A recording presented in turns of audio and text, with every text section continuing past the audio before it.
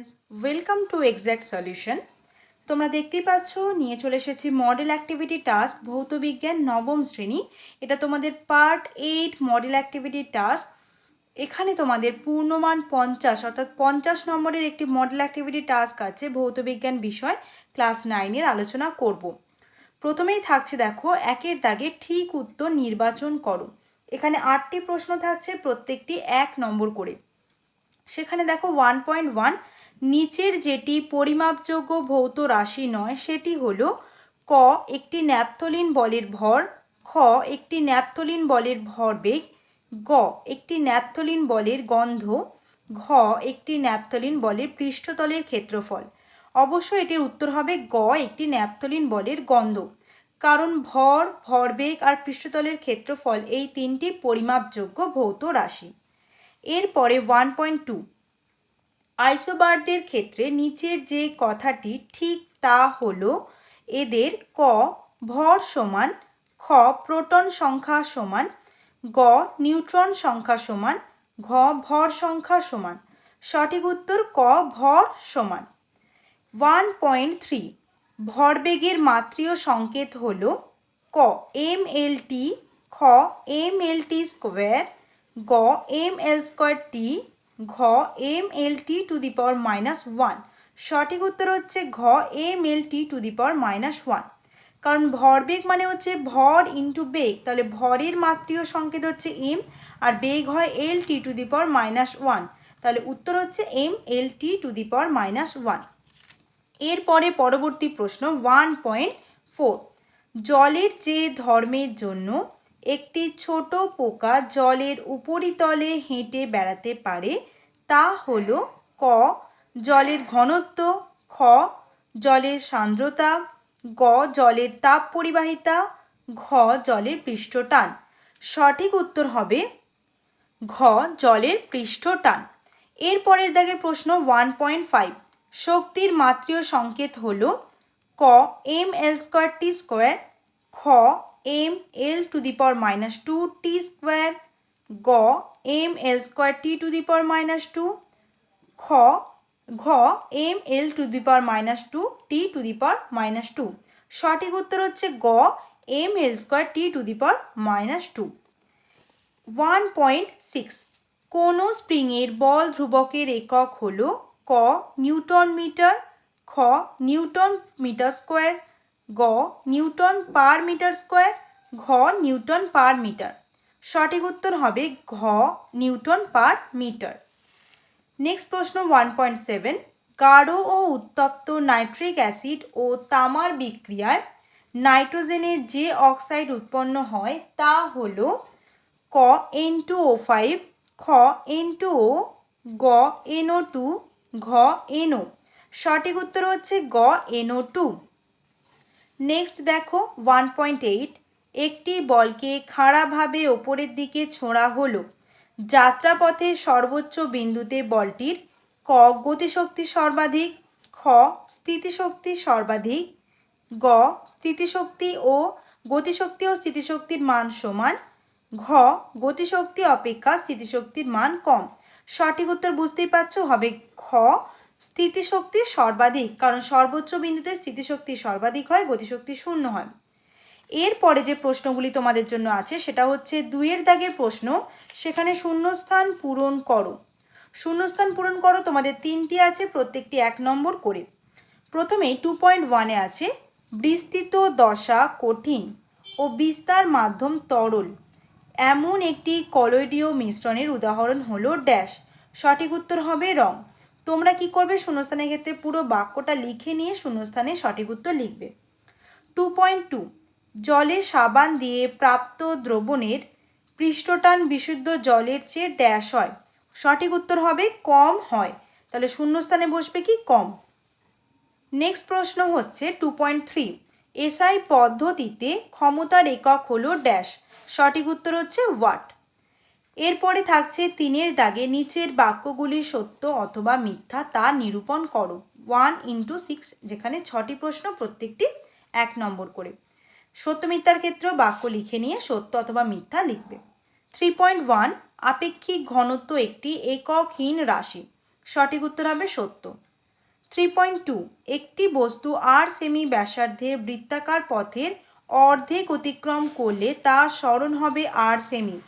এটি মিথ্যা, কারণ r ব্যাসার্ধের বৃত্তাকার পথের অর্ধেক অতিক্রম করলে সরণ প্রাথমিক আর অন্তিম অবস্থানের মধ্যবর্তী দূরত্ব, তাহলে হয়ে যাবে কি 2r, অর্থাৎ ব্যাসটা হবে উত্তর 2r, তাহলে এটা মিথ্যা।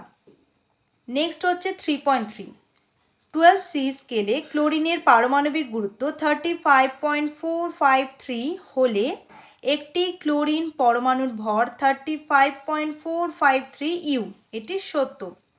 3.4 ব্যারোমিটারের পাঠ দ্রুত কমতে থাকলে বোঝা যায় যে নিম্নচাপের সৃষ্টি হয়েছে, এটি সত্য।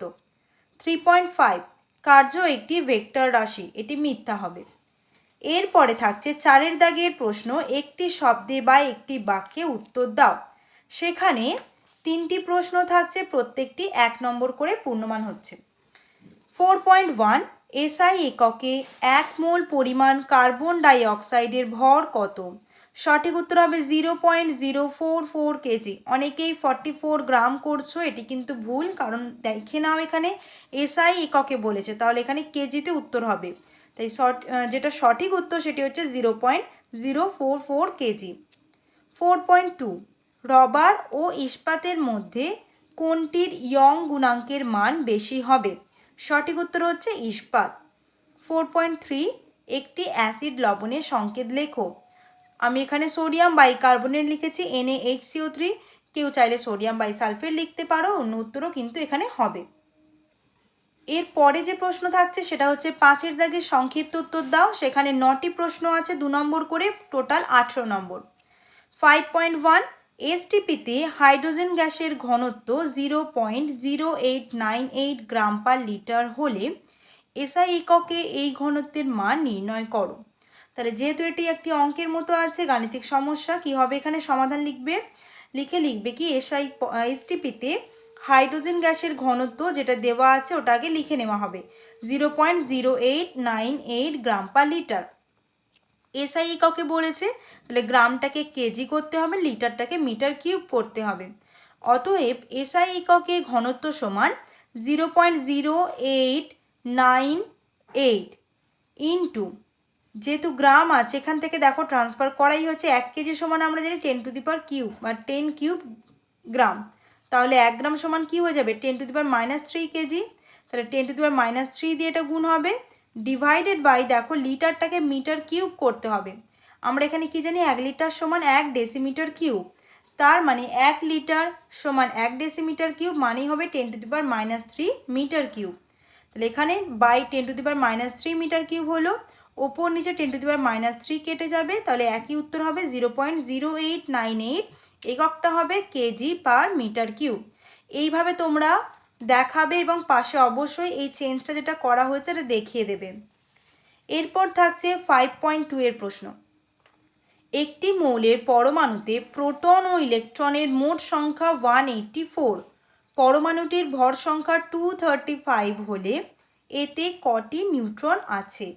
সমাধান দেখো, প্রথমেই প্রোটন প্লাস মানে যেটা দেওয়া আছে মোট, প্রোটন আর ইলেকট্রনের মোট সংখ্যা 184, সেটাই লিখে নেব। প্রোটন সংখ্যা প্লাস ইলেকট্রন সংখ্যা সমান হচ্ছে 184। পরমাণুটির ভর সংখ্যা দেওয়া ছিল 235। এবার দেখো এখন প্রোটন সংখ্যা সমান ইলেকট্রন সংখ্যা 184/2 হবে, সমান হয়ে যাবে কাটাকাটি করলে 92। কারণ আমরা কি জানি প্রোটন সংখ্যা ইলেকট্রন সংখ্যা কোনো পরমাণুতে সমান হয়, তার জন্য যদি টোটালটা 184 হয় তাহলে প্রত্যেকে হাফ হয়ে যাবে, তাহলে 184/2 করলে আসবে 92। এবার দেখো আমরা জানি ভর সংখ্যা সমান প্রোটন সংখ্যা প্লাস নিউট্রন সংখ্যা, বা নিউট্রন সংখ্যা সমান লিখতে পারি কি ভর সংখ্যা মাইনাস প্রোটন সংখ্যা।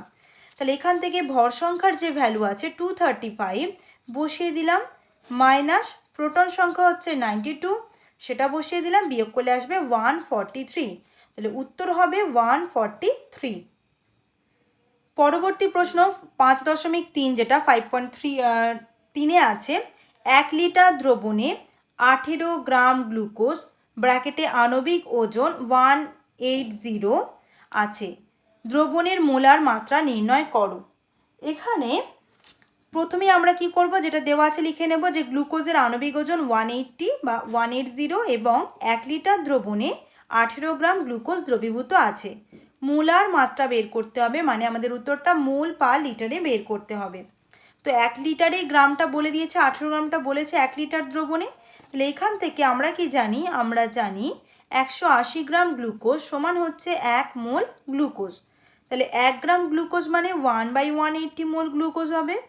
এবার যেটা দেওয়া আছে 18 গ্রাম, সেটা মানে কত মোল দেখে নিই। 18 গ্রাম গ্লুকোজ সমান হচ্ছে 1 × 18 ডিভাইডেড বাই 180। এটা দেখো কাটাকাটি করলে আসবে 1/10 মোল গ্লুকোজ। 1/10 মানে 0.1 মোল গ্লুকোজ। তাহলে মোলার মাত্রা আমরা কি লিখতে পারি, অতএব দ্রবণের মোলার মাত্রা 0.1 মোল পার লিটার, বা মোলার মাত্রা 0.1 লিখে দিতে পারো, দ্রবণটির মাত্রা 0.1 মোল পার লিটার, এই কথাটি লিখতে পারো। এরপরে 5.4 যেটা প্রশ্ন আছে দেখো, লঘু হাইড্রোক্লোরিক অ্যাসিড ও লঘু সালফিউরিক অ্যাসিড আছে। একটি রাসায়নিক পরীক্ষায় এই দুটি দ্রবণের পার্থক্য নির্ণয় করতে কি বিকারক ব্যবহার করবে? সংশ্লিষ্ট ভৌত পরিবর্তনটির উল্লেখ করো। এখানে উত্তর দেখো, বিকারক হিসেবে ব্যবহার করব বেরিয়াম ক্লোরাইড, BaCl2 বিকারক হিসেবে ব্যবহার করছি আমরা কি, বেরিয়াম ক্লোরাইড। এবার সংশ্লিষ্ট ভৌত পরিবর্তনটি কি হবে সেটা দেখে নাও। সংশ্লিষ্ট ভৌত পরিবর্তনটি কি হবে এখানে, তাহলে এইভাবে লিখবো আমরা, দেখে নাও যে লঘু সালফিউরিক অ্যাসিড, যেটা ব্র্যাকেটে লিখে দেবো কি H2SO4, লঘু সালফিউরিক অ্যাসিড মানে H2SO4 এর জলীয় দ্রবণে বেরিয়াম ক্লোরাইড অর্থাৎ BaCl2 এর দ্রবণ যোগ করলে বেরিয়াম সালফেট ব্র্যাকেটে BaSO4 এর সাদা অধক্ষেপ উৎপন্ন হয়। এইভাবে নাম সংকেত দিয়ে লিখবে। তারপরে সমীকরণটা লিখবে H2SO4 প্লাস BaCl2 সমান BaSO4, এরকম একটা অধক্ষেপের সাইন মানে নিচের দিকে আরও হবে, প্লাস 2HCl, নিচে সাদাটা লিখে দেবে। এরপরে দেখো অন্যদিকে কি করা হচ্ছে, অন্যদিকে লঘু হাইড্রোক্লোরিক অ্যাসিডের জলীয় দ্রবণে বেরিয়াম ক্লোরাইড দ্রবণ যোগ করলে কোনো পরিবর্তন লক্ষ্য করা যায় না। তাহলে HCl প্লাস BaCl2 অ্যারো দিয়ে ক্রস, মানে এখানে কোনো বিক্রিয়া ঘটছে না। তাহলে আমরা যে ভৌত, এখানে কোয়েশ্চেনে ছিল দেখো সংশ্লিষ্ট ভৌত পরিবর্তনটির উল্লেখ করো, তাহলে সেক্ষেত্রে এখানে বিকারক হিসেবে তো এই উত্তরটা লিখছো, তারপরে ভৌত পরিবর্তনটি যে উল্লেখ করতে বলেছে সেখানে এই পুরো বাক্য একদম লিখে এইভাবে সমীকরণ দেখিয়ে দেবে। এর ক্ষেত্রে সমীকরণ লিখবে না কিছু, ভাবে ক্রস দেবে, কারণ বিক্রিয়াটি ঘটছে না। নেক্সট প্রশ্ন দেখো 5.5, জলে সোডিয়াম ক্লোরাইডের আয়ন দ্রবীভূত হওয়া আর প্রোটিন অণুর দ্রবীভূত হওয়ার মধ্যে প্রধান পার্থক্য কী তা ব্যাখ্যা করো। উত্তরটা এইভাবে লিখবে যে জল একটি উত্তম দ্রাবক, জলে সোডিয়াম ক্লোরাইডের আয়ন দ্রবীভূত হয়ে সোডিয়াম ক্লোরাইডে প্রকৃত দ্রবণ উৎপন্ন করে।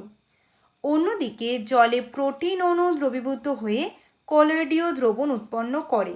উদাহরণ দিয়ে দেবে এভাবে, যেমন অ্যালবুমিন প্রোটিন, ব্র্যাকেটে লিখবে ডিমের সাদা অংশ, একে জলে মিশিয়ে কয়েক ফোঁটা লঘু HCl যোগ করলে অ্যালবুমিন প্রোটিনের কলয়েডীয় দ্রবণ উৎপন্ন হয়। এটাই উত্তর তোমরা লিখবে এবং উদাহরণটা অবশ্যই লিখে দেবে। নেক্সট প্রশ্ন হচ্ছে 5.6, এখানে দেখো যে প্রশ্নটি আছে, কোনো বস্তুর ভর স্মল লেটারে m এবং গতিশক্তি E হলে, ক্যাপিটাল E হলে প্রমাণ করো যে বস্তুটির ভরবেগ হলো 2me⁻², বা √2me।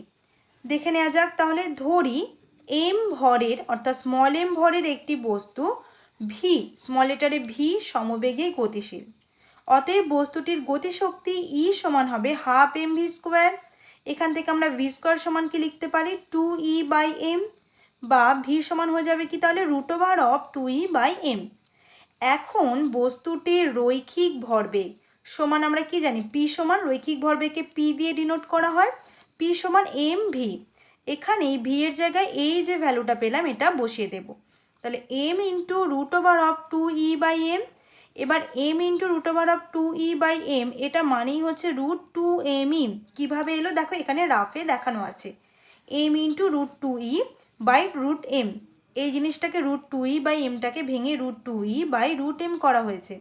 √2e-কে রেখে দেওয়া হলো, এই m এর পাওয়ারে 1 আছে আর এর পাওয়ারে রুট মানে হচ্ছে হাফ আছে।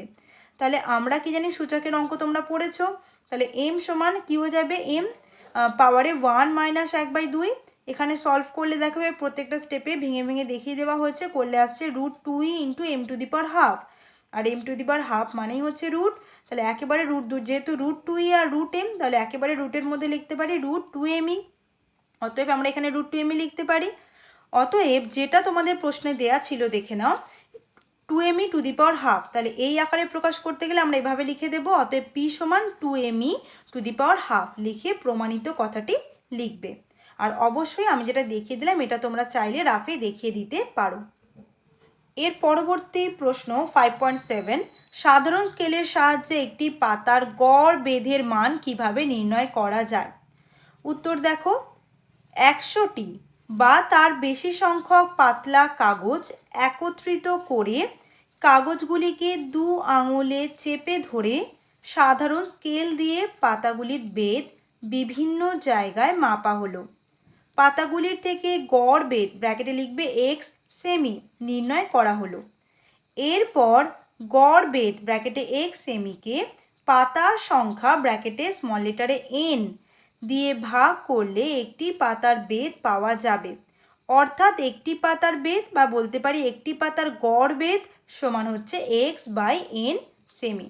এই পর্যন্ত লিখবে উত্তরটি। আর এককটা দিতে ভুলবে না, যে একটি পাতার বেধ লেখো বা একটি পাতার গড় বেধ সমান হচ্ছে x/n সেমি। পরবর্তী প্রশ্ন 5.8, আলফা কণার বিচ্ছুরণের পরীক্ষার ফলাফল থেকে রাদারফোর্ড পরমাণুর গঠন সম্বন্ধে কি কি সিদ্ধান্তে উপনীত হন। উত্তর দেখো, আলফা কণার বিচ্ছুরণের পরীক্ষার ফলাফল থেকে রাদারফোর্ড পরমাণুর গঠন সম্বন্ধে কতগুলি সিদ্ধান্তে উপনীত হন। তা হলো, একের দাগের, যেহেতু বেশিরভাগ আলফা কণা সোনার পাত ভেদ করে সোজা চলে যায় সেহেতু বলা যায় পরমাণুর ভিতর বেশিরভাগ স্থান ফাঁকা, অর্থাৎ পরমাণু নিরেট নয়। 2 নম্বর যে সিদ্ধান্ত দেখো, 20,000-এর মধ্যে একটি কণা যে পথে যায় আবার সেই পথে ফিরে আসে, অর্থাৎ ধনাত্মক আধানযুক্ত আলফা কণা আর একটি ধনাত্মক আধানের বিকর্ষণের জন্য ফিরে আসে। এই ধনাত্মক আধান পরমাণুর খুব কম আয়তন অধিকার করে আছে এবং পরমাণুর সমস্ত ভরই ওই স্থানে কেন্দ্রীভূত। রাদারফোর্ড পরমাণুর ভেতর এই ক্ষুদ্র অংশটির নাম দেন নিউক্লিয়াস বা পরমাণু কেন্দ্র। এই যে দুটি সিদ্ধান্ত রাদারফোর্ড বলেছিলেন, এই দুটো সিদ্ধান্ত অবশ্যই তোমরা পুরোটাই লিখবে। নেক্সট প্রশ্নটি 5.9, এটি তোমাদের 2 নম্বরের যে প্রশ্ন ছিল তার লাস্ট প্রশ্ন। 5.9, 1 কিলোগ্রাম ভরের একটি বস্তু 1 মিটার/সেকেন্ড বেগে ধাবমান হলে তার গতিশক্তি কত হবে নির্ণয় করো। সমাধান করতে হবে, দেওয়া আছেগুলো আগে কি কি আছে লিখে নেব। বস্তুর ভর ব্র্যাকেটে স্মল m সমান 1 কেজি, বস্তুটির বেগ ব্র্যাকেটে v সমান 1 মিটার/সেকেন্ড। অতএব বস্তুটির গতিশক্তি e কে সমান ½ mv², বা e কে সমান ½ ইন্টু m এর জায়গায় লিখবো 1 আর ভিও হচ্ছে 1 স্কোয়ার, যেহেতু v স্কোয়ার আছে ব্র্যাকেটের বাইরে লিখবো জুল, কারণ গতিশক্তির এসআই পদ্ধতিতে একক হচ্ছে জুল। এটা দেখো সলভ করলে আসবে 0.5 জুল। উত্তর লিখবে, অতএব বস্তুটির গতিশক্তি হবে 0.5 জুল। এর পরবর্তী যে 6 দাগের প্রশ্ন আছে, নিচের প্রশ্নগুলি উত্তর দাও। এরকম 4টি প্রশ্ন আছে, প্রত্যেকটি 3 নম্বর করে, টোটাল 12 নম্বর। 6.1 দেখো, একটি ট্রেন 60 কিমি/আওয়ার দ্রুতিতে চলছিল। ব্রেক কষার ফলে 1 মিটার/সেকেন্ড² মন্দন সৃষ্টি হলো। ট্রেনটি থামতে কত সময় লাগবে নির্ণয় করো। যেহেতু এটা গাণিতিক সমস্যা আগেই দেওয়া আছে, যা যা লিখে নেব। ডেটাগুলোকে ট্রেনের প্রাথমিক বেগ ব্র্যাকেটে ইউ সমান 60 কিমি/আওয়ার, তাকে তোমরা দেখো কিলোমিটার থেকে মিটার/সেকেন্ড করতে হবে। কিলোমিটার থেকে মিটার মানে 1000 দিয়ে গুণ, আর ঘন্টা থেকে সেকেন্ড করতে হবে মানে 3600 দিয়ে ভাগ করলাম। এখানে বাই এইচ আছে তাই বাই সেকেন্ড লিখব। 3600 ভাগ লিখে কাটাকাটি করলে দেখো করে দেওয়া আছে, আসবে 50/3 মিটার/সেকেন্ড। এরপর ট্রেনটির অন্তিম বেগ ব্র্যাকেটে ভি সমান 0, কারণ দেখো বলেছে ট্রেনটির থামতে কত সময় লাগবে, এখানে থেমে যাওয়া তার মানে পরে আর বেগ থাকছে না, তাহলে অন্তিম বেগ 0। মন্দন এ সমান হচ্ছে 1 মিটার/সেকেন্ড², সময় ব্র্যাকেটে টি, যেটা আমাদের নির্ণয় করতে হবে। তাহলে মন্দনের ক্ষেত্রে গতির সমীকরণটি হবে ভি সমান ইউ মাইনাস এটি, যেহেতু মন্দন তাই এখানে মাইনাস হবে। তাহলে 0, ভি এর জায়গায় 0 বসানো হলো যেহেতু 0 আছে। ইউ মানে দেখো পেয়েছি 50/3 মিটার/সেকেন্ড, তাহলে 50/3 মিটার/সেকেন্ড। মাইনাস এ মানে 1 মিটার পার সেকেন্ড স্কোয়ার, এটা বসানো হলো ইন্টু টি। এখান থেকে টি সমান আসবে কি 50/3 সেকেন্ড। অতএব টি সমান এটাকে পূর্ণ উত্তর করলে দেখো 16 পূর্ণ 2/3 সেকেন্ড উত্তর লিখে নেবে। অতএব ট্রেনটি থামতে সময় লাগবে 16 পূর্ণ 2/3 সেকেন্ড। এরপরে 6.2, একটি জৈব যৌগে ভর অনুপাতে 0.031% ফসফরাস আছে। যদি ওই যৌগটির একটি অণুতে একটি ফসফরাস পরমাণু থাকে তাহলে যৌগের মোলার ভর নির্ণয় করো। তোমাকে দেওয়া আছে P31। যৌগটির একটি অণুর আয়তন সম্বন্ধে তুমি কি বলতে পারো? তাহলে এগুলো বার করতে হবে। প্রথমেই আমরা যেটা দেওয়া আছে লিখে নেব যে একটি জৈব যৌগে ভর অনুপাতে 0.031% ফসফরাস আছে এবং পি এর আণবিক ভর 31। এখান থেকে যেহেতু পার্সেন্টে এখানে আমরা কি বলতে পারি, অর্থাৎ 100 গ্রাম যৌগে ফসফরাস আছে 0.031 গ্রাম। তাহলে এখন ঘুরিয়ে এটাকে লিখব যে 0.031 গ্রাম ফসফরাস উপস্থিত থাকে 100 গ্রাম যৌগে। 1 গ্রাম ফসফরাস উপস্থিত থাকে, তাহলে এটা বাই এটা হয়ে যাবে। আর 31 গ্রাম যেটা আণবিক ভর ছিল সেটাকে গ্রামে প্রকাশ করে লিখব। 31 গ্রাম ফসফরাস উপস্থিত থাকে 100/0.031 ইন্টু 31। তাহলে কাটাকাটি করলে আসবে দেখো এখানে 1 লাখ, 1টা 2টো 3টে 4টে 5টা, মানে 1-এর গায়ে 5টা শূন্য, 10⁵ গ্রাম। তাহলে যৌগটির মোলার ভর হবে 1-এর গায়ে 5টা শূন্য লিখবে, লিখে গ্রাম বা 10⁵ গ্রামও লিখতে পারো। আরেকটি প্রশ্ন এখানে ছিল দেখো, যৌগটির একটি অণুর আয়তন সম্বন্ধে তুমি কি বলতে পারো সেটা জানতে চেয়েছে। তাহলে আমরা জানি 6.022 ইন্টু 10⁻23টি অণুর আয়তন কত, 22.4 লিটার। তাহলে একটি অণুর আয়তন কত হবে, 22.4 ডিভাইডেড বাই 6.022 ইন্টু 10⁻23 লিটার। এখানটাকে তোমরা যদি ভাগ করো 10⁻23কে কিছু করবে না, এই অংশটুকু ভাগ করলে আসবে 3.719 ইন্টু 10⁻23 লিটার। উত্তর লিখে নেবে। অতএব যৌগটির একটি অণুর আয়তন হবে 3.719 ইন্টু 10⁻23 লিটার। পরবর্তী প্রশ্ন 6.3, একটি হালকা ও একটি ভারী বস্তুর ভর যথাক্রমে স্মল এম ও ক্যাপিটাল এম। বস্তুটির ভরবেগ সমান হলে কোনটির গতিশক্তি বেশি হবে তা নির্ণয় করো। সমাধান দেখো, দেওয়া আছে হালকা বস্তুর ভর স্মল এম, ভারী বস্তুর ভর ক্যাপিটাল এম। ধরি দুটো বস্তুরই ভরবেগ পি। এখন হালকা বস্তুর গতিশক্তি EL মানে ই লাইট সমান হচ্ছে P²/2m ও ভারী বস্তুর গতিশক্তি EH সমান হবে P²/2m, যেখানে এমটা এখানে বড় হাতের হবে। তাহলে EL/EH করলাম, তাহলে এই ভ্যালুটা P²/2 small M by P²/2 capital M হবে। এখান থেকে ওপর নিচে P² 2 কেটে সবই যাবে। দেখো এইভাবে লিখলে আলটিমেটলি আসবে EL/EH সমান capital M by small M. যেহেতু আমরা কি জানি capital M by small M greater than 1, মানে কি বোঝাচ্ছে এখানে, যদি দেখো ভারী বস্তুর ভর হালকা বস্তুর ভরের চেয়ে বেশি হবে তাহলে capital M by small M greater than 1 হবে। সুতরাং EL/EH এই ভ্যালুটাও গ্রেটার দেন 1 হবে। এখানে ব্র্যাকেটে লিখে দেবে যেহেতু এম গ্রেটার দেন এম, কারণ ভারী বস্তুর ভরটা হালকা বস্তুর ভরের চেয়ে বেশি। তাহলে এখান থেকে আমরা কি বলতে পারি, EL গ্রেটার দেন EH। সুতরাং ভরবেগ সমান হলে বলতে পারি কি, সুতরাং ভরবেগ সমান হলে হালকা বস্তুর গতিশক্তি ভারী বস্তুর চেয়ে বেশি হবে। এর পরবর্তী প্রশ্ন 6.4, এটি তোমাদের যে 50 নম্বরের প্রশ্ন দেওয়া ছিল মডেল অ্যাক্টিভিটি তার লাস্ট প্রশ্ন। নিচের প্রতিটির একটি করে উদাহরণ দাও। ক, অভিকর্ষ বল কাজ করছে। খ, অভিকর্ষ বলের বিরুদ্ধে কাজ করা হচ্ছে। গ, বস্তুর স্মরণ ঘটলেও অভিকর্ষ বল কোনো কাজ করছে না। প্রত্যেকটির উত্তর এখানে লেখা আছে, দেখে নাও। ক, একটি বস্তুকে ওপর থেকে নিচের দিকে ফেলা হলে বস্তুটি নিচের দিকে নামে, এক্ষেত্রে অভিকর্ষ বলের দিকে বস্তুর স্মরণ ঘটে, সুতরাং এই ক্ষেত্রে অভিকর্ষ বল দ্বারা কাজ করছে। খ, দেখো একটি বস্তুকে নিচ থেকে ওপরের দিকে তোলা হলে অভিকর্ষ বল নিচ দিক থেকে ক্রিয়া করে, কিন্তু বস্তুর স্মরণ তার বিপরীত দিকে হয়, সুতরাং এক্ষেত্রে অভিকর্ষ বলের বিরুদ্ধে কাজ করা হচ্ছে।